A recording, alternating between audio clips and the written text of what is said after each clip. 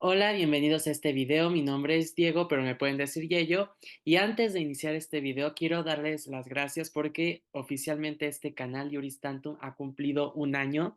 Apenas el 25 de noviembre cumplió su primer año de vida. Y pues quiero agradecerles a todas las personas que se han suscrito al canal, que ven los videos, a quienes me han apoyado para que yo elabore este proyecto, a quienes me han dado sus opiniones, sus críticas, sus comentarios. En general, a todas las personas que hacen posible que este canal sea una realidad y que pues esté cumpliendo su primer año. Les agradezco muchísimo, les doy las gracias infinitamente de todo corazón, les agradezco mucho, les mando un abrazo muy cordial a todas y todos ustedes. Y pues bueno, esperemos que sean más aniversarios y haya más posibilidad de hacer videos de derecho y otros temas interesantes para que pues podamos generar una comunidad de aprendizaje más cool, ¿no? Así que pues bueno, una vez hechos estos agradecimientos tan justos y necesarios, vamos a hablar en este video, les voy a explicar lo que son los principios fundamentales en el juicio de amparo. Bueno, les cuento, cuando nosotros hemos hablado en este canal sobre lo que son los derechos humanos, les he explicado que son estas prerrogativas que tenemos todas las personas por el simple hecho de ser personas y que fungen como un límite al poder del Estado y que se encargan de tutelar y proteger ciertas cuestiones fundamentales de las personas, como son la vida, la libertad, la igualdad, la integridad física, etcétera. Bueno, pues sucede evidentemente, como ya lo sabemos, que estos derechos humanos sufren violaciones constantes. Hemos hablado, y bueno, si no lo hemos hablado, lo recapitulo en este video, que el único sujeto, el único ente que puede violar derechos humanos es el Estado, porque precisamente los derechos humanos son para limitar al Estado, entonces el único que se puede sobrepasar, digamos, el único que los puede dañar es el propio Estado con su actuación o con su omisión. En este sentido, cuando el Estado vulnera derechos humanos, no es que pues las cosas se queden así, o sea, no es como de que pues ya te lastimé, pues ya te amolaste. Afortunadamente nosotros tenemos una figura que es el juicio de amparo, que lo que hace es proteger los derechos humanos ante estas conductas, ante estos actos u omisiones del Estado, para que pues no se repitan, para que se regresen las cosas a como estaban y para pues salvaguardar esta dignidad humana, que es al final del día el eje de los derechos humanos. Este juicio de amparo vamos a ver que se va a cimentar en una serie de principios que deben de actualizarse para que pueda interponerse. Así que en este video pues vamos a explicarlos y les voy a ir dando un ejemplo para que se quede más claro de lo que es este juicio de amparo y sobre cómo está sustentado. Así que vamos a comenzar y para empezar vamos a ver el primer principio, que es el principio de instancia de parte. El juicio de amparo no procede de oficio, es decir, el juicio de amparo no va a proceder porque sí o porque la autoridad diga.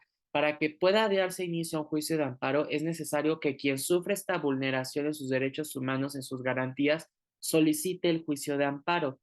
¿Esto qué quiere decir? Si, por ejemplo, a mí el Estado me arresta sin una orden legal, sin un mandato expreso, sin una orden fundamentada y motivada debidamente, la autoridad no va a hacer nada, el Estado no va a hacer nada a menos que yo diga, no, no, no, yo quiero tramitar un juicio de amparo porque me están deteniendo indebidamente. La ley dice que para que me puedan privar de mi libertad, para que me puedan detener, tienen que traer una orden fundamentada y motivada y a mí no me están presentando esta orden y me están privando de mi libertad. Entonces, yo quiero que se interponga un juicio de amparo porque esto no está bien, esto es una vulneración a mis derechos humanos. Entonces, aquí se actualiza el primer principio, que es la instancia de parte. El juicio de amparo no es de oficio, no es de que si a un juez ya dicen, oiga, señor juez, es que a tal persona la arrestaron indebidamente, pues el juez va a decir, ah, pues qué mal, pero pues si esa persona no viene y me dice, quiero que se haga un juicio de amparo, pues yo no voy a hacer nada. El Estado no opera de oficio, no va a operar de plano. Tiene que ser forzosamente que una persona pida el amparo, tiene que ser a petición de parte, salvo unas excepciones que veremos posteriormente en las que puede darse el caso en el que se den ciertos actos en el juicio de amparo de manera oficiosa, pero en general el juicio de amparo es a instancia de parte. El quejoso o la persona que sufre esta vulneración tiene que pedirlo. Después tenemos el principio de agravio personal y directo. ¿Esto qué quiere decir? Que la persona que sufre esta vulneración de sus derechos humanos tiene que solicitar el juicio de amparo contra una persona en específico, contra una autoridad en específico. Tú no puedes decir, por ejemplo, yo en mi caso, ¿no? Que me detuvieron indebidamente. Yo no puedo decir, quiero el juicio de amparo y el juez me va a preguntar, bueno, ¿contra quién lo interpones? Y yo, no, pues contra quien caiga, no, o sea, no. Tienes que decir, yo interpongo en este caso el juicio de amparo en contra del Ministerio Público, en contra de la Fiscalía, porque ellos son los responsables de hacer las detenciones y no lo están haciendo conforme a la ley, que dice que tienen que presentar una orden que esté fundamentada y motivada. Entonces tiene que haber un agravio personal, o sea, que vaya directamente en contra de una persona y tiene que entablarse directamente en contra de una autoridad específica. No puede ser simplemente demando al Estado. No, no, no. ¿A quién? ¿Quién es el que está haciendo el acto que te está vulnerando? ¿Quién es el que te está dañando tus derechos humanos? Ay, perdón. Después tenemos el principio de definitividad del acto reclamado. ¿Esto qué quiere decir? Que el juicio de amparo únicamente puede interponerse cuando ya se han agotado todas las instancias posibles, tanto judiciales como administrativas. Es decir, en este caso, ¿no? Por ejemplo, me detuvieron indebidamente.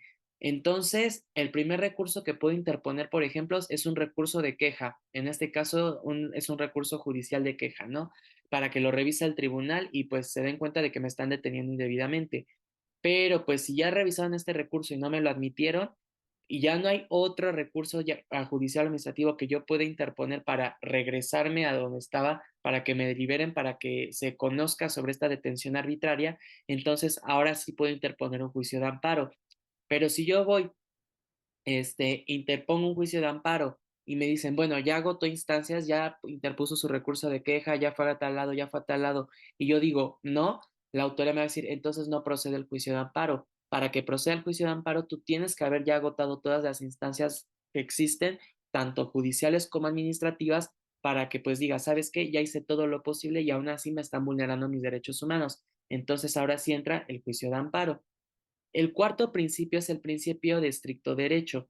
Bueno, antes que esto, hay una excepción al principio de definitividad que es en el caso de violaciones graves a derechos humanos. Por ejemplo, si se trata de una desaparición forzada o un caso en el que se está, por ejemplo, una persona corre peligro su vida, su libertad, ahí sí, por ejemplo, no importa que haya otro recurso, no importa que haya mil cosas, como es algo muy grave, es el juicio de amparo.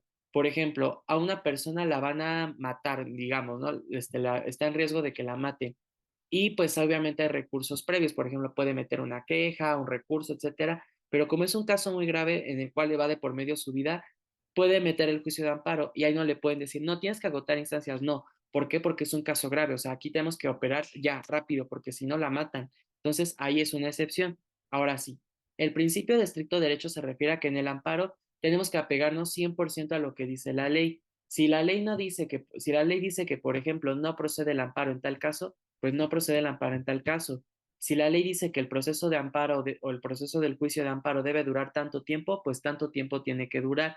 Si la ley nos dice que para que se interponga el juicio de amparo se tiene que presentar una demanda con tal y tal características, pues se tiene que presentar la demanda con tal y tal características. Esto porque tenemos que operar bajo el principio de legalidad, de estricto derecho, todo conforme a la ley, conforme a derecho. Hay una excepción, en casos graves también puede ser que un menor de edad pida el amparo. Como sabemos, los menores de edad no tienen una capacidad jurídica plena. ¿Por qué? Porque pues sí tienen capacidad jurídica de goce, pero no tienen de ejercicio. Un menor de edad no puede ser parte dentro de un proceso.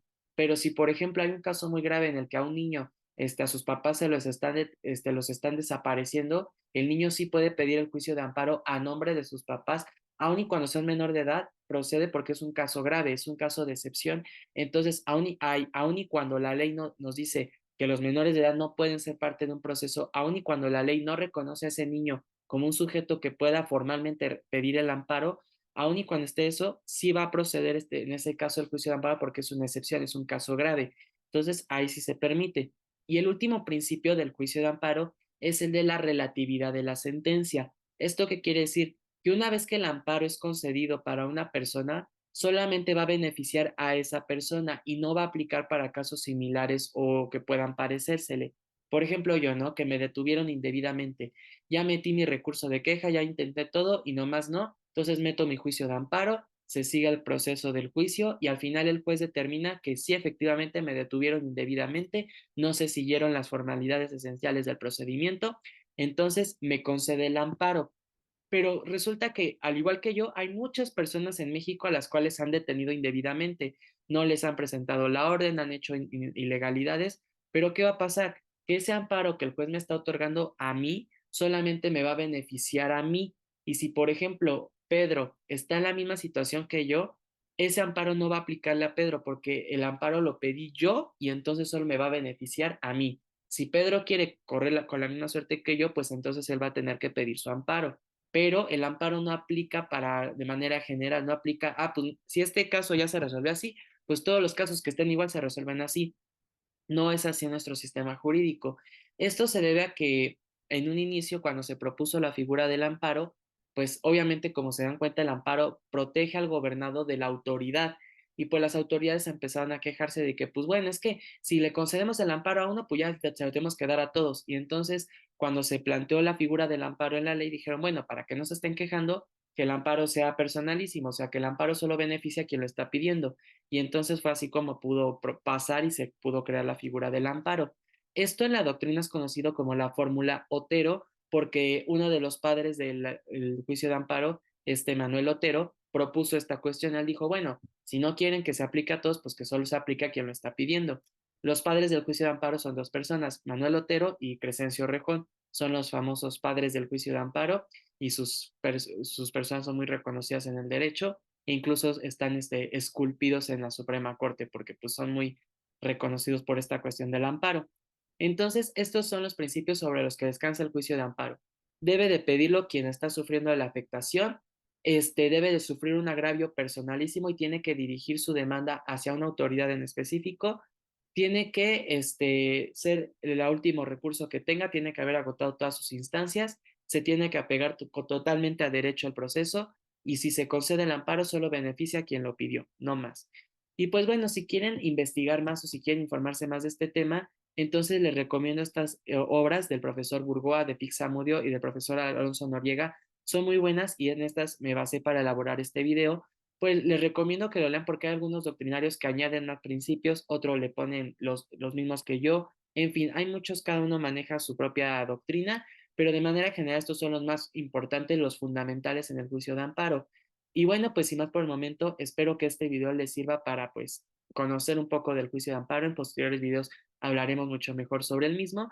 Y pues sin más por el momento, les deseo que tengan un excelente día y un excelente fin de semana. Cuídense y de nuevo, muchas gracias por darle vida a este canal y por compartir conmigo estos temas tan bonitos e interesantes. Les mando un abrazo y nos vemos en la siguiente ocasión.